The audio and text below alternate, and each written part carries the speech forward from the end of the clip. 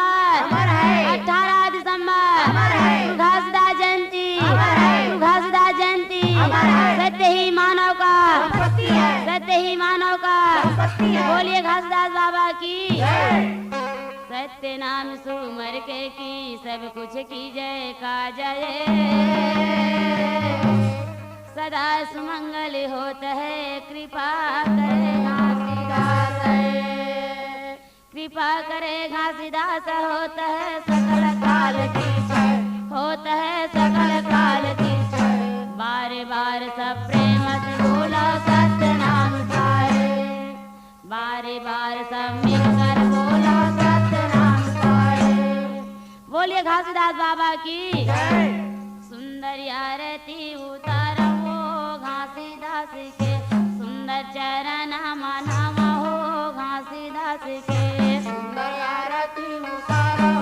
घासीदास के सुंदर चरण मनावो घासीदास के सुंदर आरती उतारो घासीदास के सुंदर चरण मनावा हो घासीदास के सुंदर आरती उतारो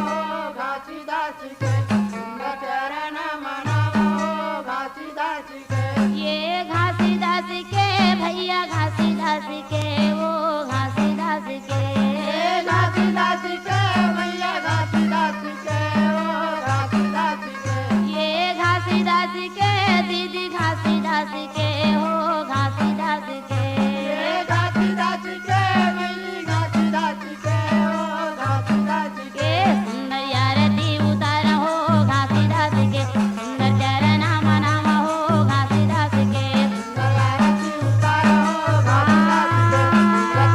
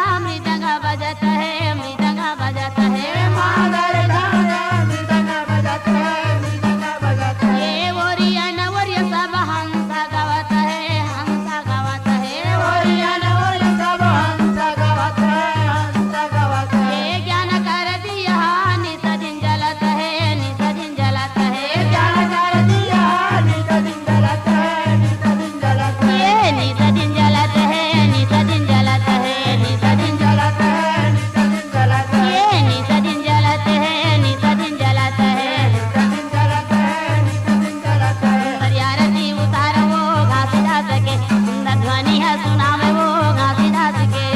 आरती उतारो घासीदास के ध्वनिया उतारो हाँ, सुंदर आरती उतार वो घासीदास के सुंदर चरण नाम वो घासीदास के आरती उतारो घासीदास के